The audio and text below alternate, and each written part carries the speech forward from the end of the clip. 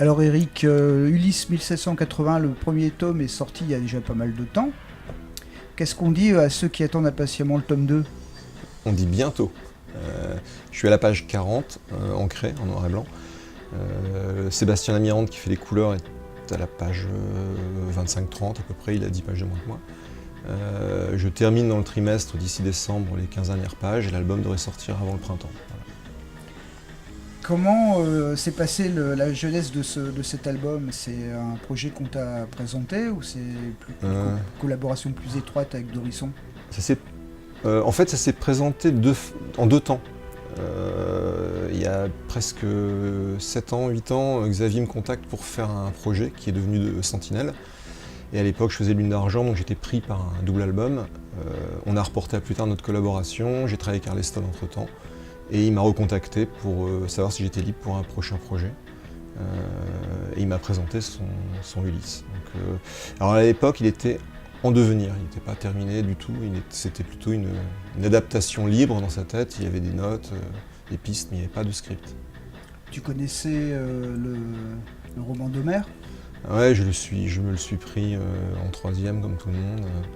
Et récemment, j'ai dû le refaire avec mes enfants, parce qu'ils sont de l'âge où on apprend ça en français. C'est intéressant et indigeste, c'est-à-dire que les mythologies, c'est un texte fondateur, donc on peut pas y échapper. La récurrence du thème de la rédemption, qui est très western en fait, le héros qui devra trouver un chemin de rédemption pour revenir et se faire pardonner auprès des siens, c'est du western pur. C'est ce qui a certainement donné l'idée à Xavier de réintégrer ça dans une révolution américaine plutôt qu'à l'époque d'Homère. C'est un classique dans le classique, en fait, on déporte, on change les paramètres, mais ça reste la même histoire. Quand tu as décidé de travailler sur cet album, c'est un peu le prolongement de ce que tu avais fait sur Lune d'Argent, dans le style, en fait. Sauf que j'ai pas fait la couleur. Sauf que tu n'as pas fait la couleur, parce que c'est Sébastien Lamirand qui a fait la couleur. Est-ce que tu voyais tout de suite quelle technique tu allais utiliser quand on t'a proposé le projet? Alors j'étais parti dans l'idée de faire la couleur, donc j'avais décidé de la faire, mais je voulais pas la faire en couleur directe comme Lune d'Argent, je voulais la faire en travaillant le noir et blanc avec un lavis gris pour donner toutes les lumières, et ensuite de faire un travail sans ordinateur pour faire toute la vraie mise en couleur, pour avoir un composite entre un travail main et un travail ordinateur. Et puis le temps passant, j'avais vraiment trop de travail pour avancer le tome 1 facilement. J'ai confié à Sébastien mes noirs et blancs pour qu'il fasse la couleur.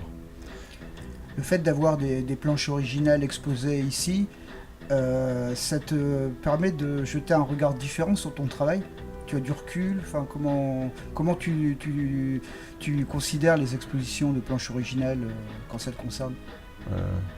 Alors en fait, j'adore aller dans des expos d'auteurs qui me ressemblent pas forcément parce que j'y apprends des trucs. La façon de poser un contre-jour, un effet dans le trait, le noir, le cadrage, ou même le format, ou les supports. Parfois il y a des papiers de plus ou moins bonne qualité qui donnent des accidents et des effets. Alors que moi, en me regardant, j'apprends pas forcément. Je suis étonné parfois de revoir une planche que j'avais oubliée, parce que j'ai tendance à pas garder mes originaux sur mes murs. Il n'y a aucun original de moi dans la maison. Je les range parce que je veux pas me mettre à polluer mon travail en cours avec quelque chose qui est déjà terminé. Ça serait un peu bizarre de me nourrir de mes propres références, donc je préfère aller voir les références qui existent dans le domaine de l'illustration, du cinéma ou de la BD, mais des autres. Eux, ils vont me nourrir. Tu es toujours influencé par les grands peintres américains? Ouais. Pour la couleur, enfin pour la lumière, parce qu'en noir et blanc c'est moins facile. Wyatt, il a fait quelques beaux trucs avec les adaptations, enfin la mise en illustration de L'île au trésor, ce genre de roman. Il travaillait en deux couleurs, en jaune et noir et blanc, ou en ocre et noir et blanc, c'était sublime. Mais ouais, je suis complètement influencé par eux. Et surtout par les gars qui travaillaient dans la presse. Au début du XXe siècle, on avait Clément Coll, qui était un artiste à la plume, comme Heinrich Klee.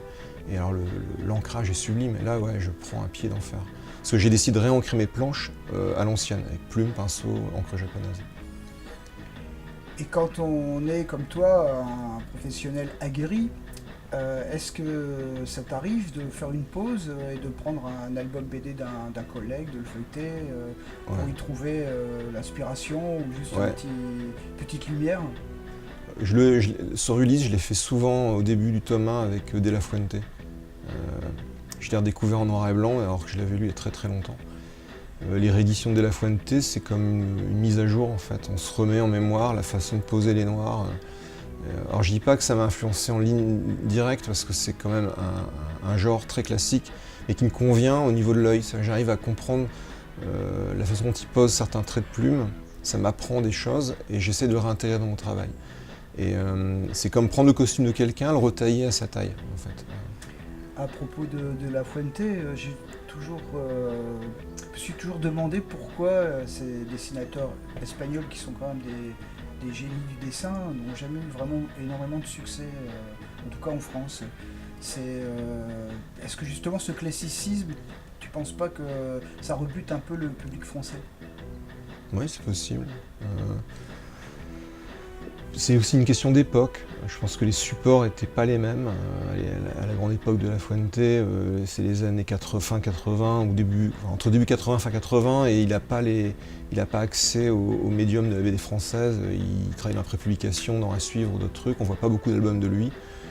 Ça aidait pas. Aujourd'hui, un gars comme ça, on le ferait travailler avec Morvan et il ferait une super BD de fantasy. Et je suis sûr que ça serait un carton. Donc, justement, à propos de technique, toi, tu as utilisé donc le lavis sur tes planches originales, ta couleur est faite par ordinateur. Ça nécessite quand même pas mal de prouesses techniques au niveau de l'impression. Le résultat est satisfaisant pour toi? Pour moi, à l'heure actuelle, l'ordinateur singe très bien la mise en couleur à la main. D'ailleurs, les logiciels Painter de Corel ou d'autres travaillent des textures et des effets qui sont proches de la peinture à l'huile ou de la peinture acrylique ou de l'aquarelle, donc c'est des brosses, des effets intéressants. Mais ça m'étonnera toujours qu'on ait besoin de virtualiser des effets qu'on peut très bien faire réellement. Donc au fond, je prends un plaisir incroyable à regarder une planche de Gibra parce que tout y est. Et peut-être que l'ordinateur facilite les repentirs, revenir en arrière plus facilement. Mais la prise de risque devant un original, quand on pose la couleur, est tellement excitante que ça fait partie de l'enjeu et du résultat. Et on le sent. Quand on voit Gibra, on sent la prise de risque, ce que n'atteint pas la BD numérique, on va dire, pour moi. Est-ce que tu penses qu'avec Ulysse, tu es parti pour une série qui aura de nombreux numéros, enfin de nombreux épisodes? Non, je pense pas. C'est à la base, c'est conçu pour 4 épisodes, c'est ça? Ouais, à peu près. Ouais. À peu près. En fait, Ulysse, ça peut plus rentrer dans le moule de la série classique comme a pu être Torgal dans les années 70. Le marché s'est quand même bien effondré. Donc ce qui porte une série, c'est un gros succès public. Et pour l'avoir aujourd'hui, il faut une récurrence de bouquins pour arriver à un certain nombre d'exemplaires vendus pour générer ça. Et c'est trop long. Donc on ne peut pas dire aujourd'hui, je vais partir sur 6-7 bouquins, c'est vraiment très compliqué. Donc moi, je préfère travailler sur des histoires en 2 tomes, faire autre chose entre deux, revenir si l'éditeur est d'accord et je suis en correspondance avec les attentes de mon scénariste. Si c'est pas le cas, je fais autre chose. Mais j'ai pas envie de me verrouiller sur un truc et passer 8 ans, 10 ans mordicus à vouloir absolument défendre ce truc. Je pense qu'au bout de 2 bouquins, si mon lectorat se fait pas une idée positive du résultat, il se le fera jamais. Je pense que ça, l'enjeu, il est clair, quoi. C'est assez immédiat. En tout cas, on te souhaite de nombreux albums pour cette série qui est vraiment extraordinaire. Merci.